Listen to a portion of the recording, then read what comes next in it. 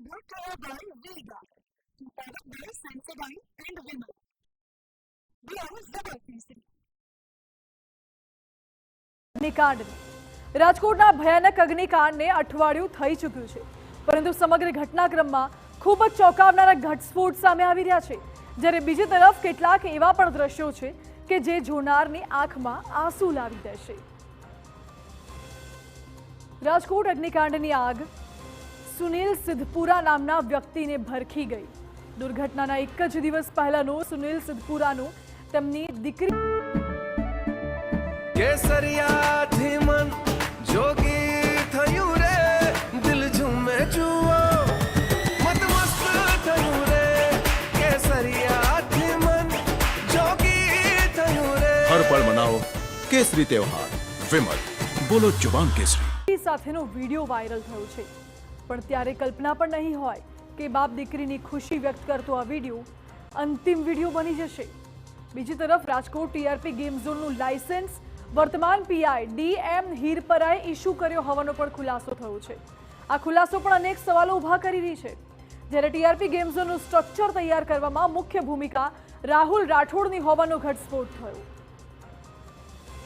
25 મેના રોજ રાજકોટના ટીઆરપી ગેમ ઝોનમાં ભયાનક અગ્નિકાંડ સર્જાયો અને આ આગ અનેક જીવતી જાગતી વ્યક્તિઓની સાથે તેમના પરિવારજનોના અરમાનોને પણ રાખ કરી ગઈ।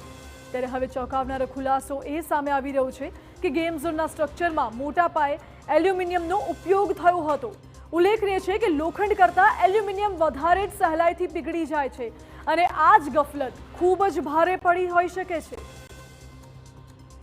ટીઆરપી ગેમ ઝોનનું સ્ટ્રક્ચર બનાવનાર રાહુલ રાઠોડ હાલ તો પોલીસ કસ્ટડીમાં છે। તેનો પરિવાર ફેબ્રિકેશનના વ્યવસાય સાથે જોડાયેલો છે અને તેણે જ અન્ય લોકો સાથે મળીને ગેમ ઝોનનું સ્ટ્રક્ચર ઊભું કર્યું હતું।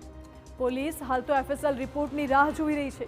ટૂંકમાં કહીએ તો અનેકોની બેદરકારી જ માસૂમોના જીવને ભરખી ગઈ છે। આ તરફ ટીઆરપી ગેમ ઝોનનું લાયસન્સ પીઆઈ ડીએમ હીરપરાએ જ ઇસ્યુ કર્યો હોવાનો પણ ખુલાસો થયો છે।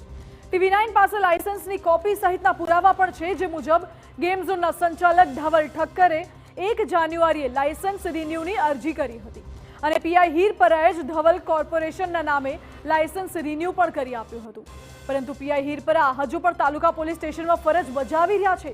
ત્યારે તેમના વિરુદ્ધ કોઈ પણ પ્રકારના પગલાં કેમ નથી લેવાઈ રહ્યા તેને લઈને ઉઠી રહ્યા છે અનેક સવાલો।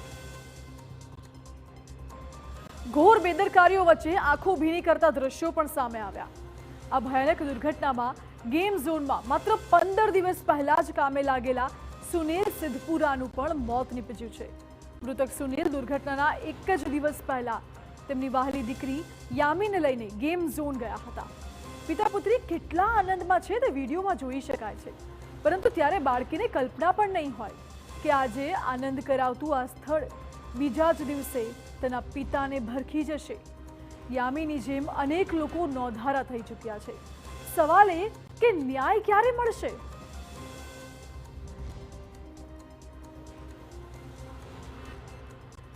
Brought to you by Vega, powered by Sensodyne and Vimal. We are Zabalpur.